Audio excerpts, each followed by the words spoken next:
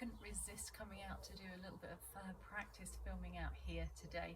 So the theme for this week's practice is inner child and playfulness. So looking at how we as adults lose that playfulness, lose that inner child. We lose the ability to find joy in the simplest things. We get told as we grow up we need to be more serious, we need to do this job, we need to study, all of those things which we do need to do, but in the process of that we lose the fun element along the way. We lose the chance to daydream, to imagine. We get told we shouldn't be daydreaming, and in daydreams and in our imagination is where we get this hope of possibilities, we get creativity, lots of ideas. This helps us connect more into ourselves and be full of joy and happiness. And so I wanted to bring that into today's practice as we gradually start to shift from being stagnant in our own environment. And as we come into spring, this time's quite nicely as everything's growing and feeling that surge of excitement and energy that the spring brings. So the warm-up today will start with kapalabhati, or shining skull breath, and this is, or Vastrika's breath. This is a heating breath, but quite a vigorous one, so quite a fun one to play with. Quite often you can get this wrong because when you first start to do it you might get the tummy going in on the inhale instead of on the outhale. The idea of the practice is to have fun, lose your balance, fall over, stretch, move slightly in different ways to normal, and just express and move and be free and find that playfulness, that inner child again. So let's start with the hands, either in Chin Mudra, thumb and index finger together, or maybe down on your knees, and we'll take a breath in to start with. Big breath in and exhale completely. Then take another breath in, about 3/4 of the way, and then start to draw your belly button in as you breathe out. So it's a sharp exhale out of the nostrils. Don't worry about the inhale, it's going to come in passively, and we're just going to keep focusing on the exhale, pulling the belly button in.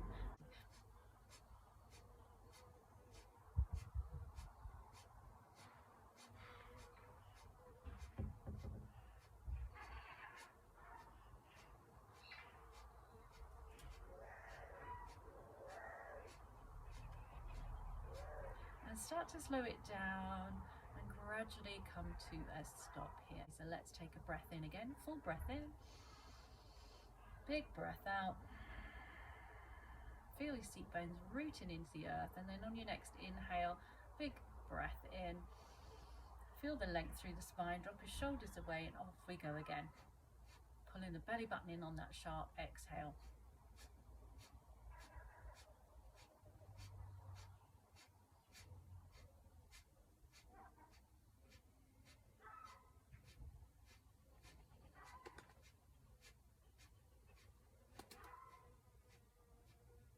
Start to slow it down. Take a deep breath in and exhale out. What you might have noticed about that was a lot of jiggling and moving around of the abdomen and the lower back, but also it's really just fun, and also you can really feel it toning up the muscles of the tummy. They have to work really hard as you bring the exhale out. So from here we'll move into the legs being extended, so just take your legs nice and wide, and we're doing a version of a Kundalini practice which is called Sufi grind, one of the Kriyas called Sufi grind, which is normally done seated with the legs crossed, but we're going to do it stretching out our hamstrings a little bit here and taking the hands and interlacing the fingers. Now stirring, we're going to stir like a pot as we come forward. We're then going to go to one side. Keep both your seat bones down, draw the belly button in as you go back and around to the other side, and then just keep going like this, taking circles here. Now if your back feels quite strong today, not got any twinges or aching going on, you could even separate those arms and even sweep them up overhead. So just go with what feels good for your back today, and just making this pose a little bit more playful, waving the arms around. And you can laugh at yourself today at doing daft things and moving in different ways. Let's take one more circle this way. and then we'll come back to center.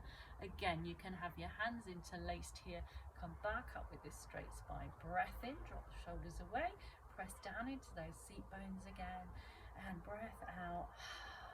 One more breath in. Let's go. Off we go, forward and breathing out as we come round to the back, in as we come forward. And you can really bring the elbows into this if you want to, and really stir this huge pot of something you might imagine that you're cooking here. And we're going to maybe take the option to release the hands, and perhaps you start to sort of sway around with it, a bit like you're doing a Mexican wave, but keep the core in if you're doing this one, and maybe leave the arms from being free if your back's feeling a bit sensitive today. Okay, well done. We've got a couple more.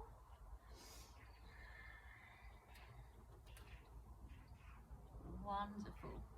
And come all the way back to center. Inhale, fingertips back into Kali Mudra with the interlace and the fingers pointing forward, and then restacking up that spine. Just completely interlace the fingers now, so tuck in those index fingers down and take the hands forward, drawing through the shoulders here, nice tall spine. And then take the arms up. And then just bend the elbows, turn the fingers, the palms to face down towards the crown of your head, and tops of the wrists stretching up. And then bend the arms and bring the hands back down. Little circling of the wrists here with the fingers interlaced. So just circling the wrists. To massage out any tension in the wrist there. Go the other way. Always feels a bit weird when you go the other way. Just notice that for yourself, what differences it is feeling like on the other side. And then just release the fingers, give them a little shake. So we're coming back with the hands underneath the legs, draw those feet back in again, and just come with the fingertips on top of the shoulders here. I'm going to take some little twists from the side.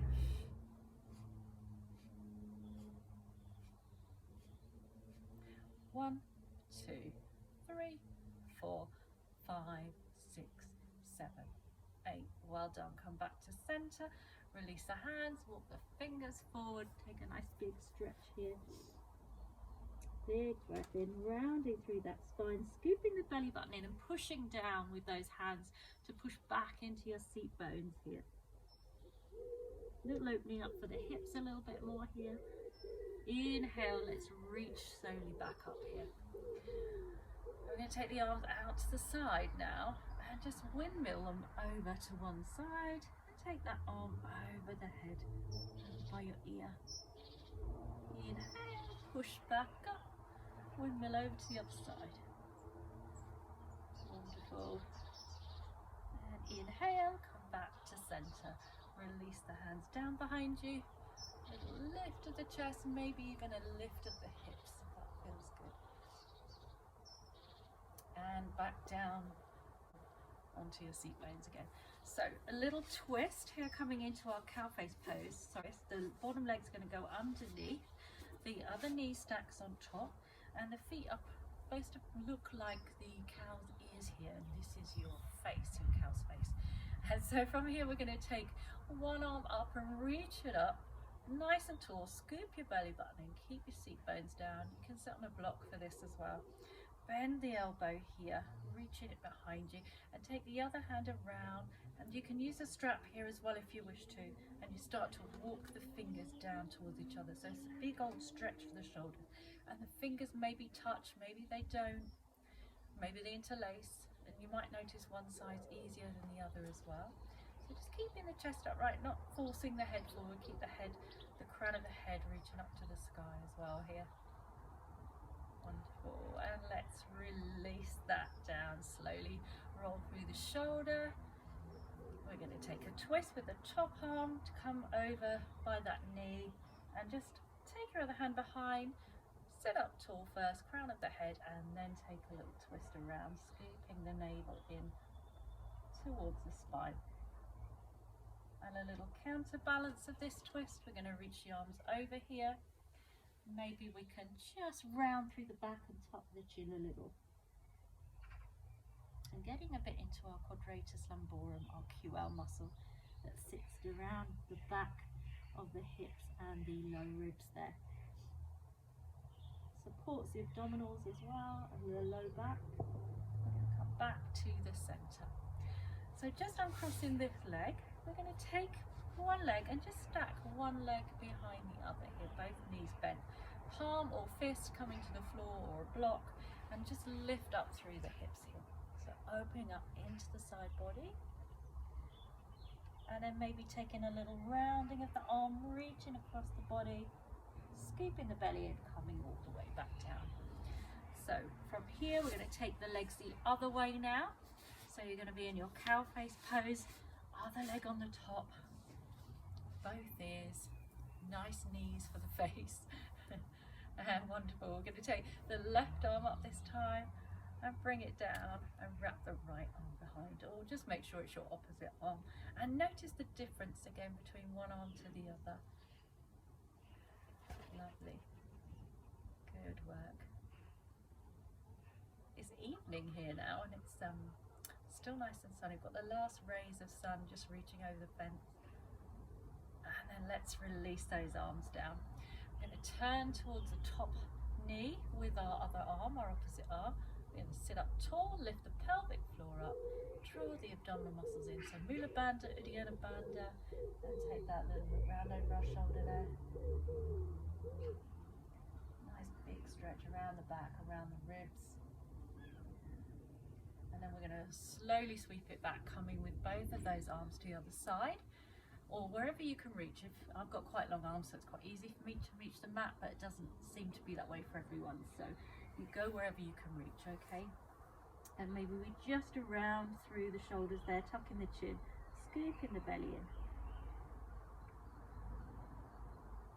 And then slowly restack your spine, come to that straight seat again, and then bring the knees just behind the other.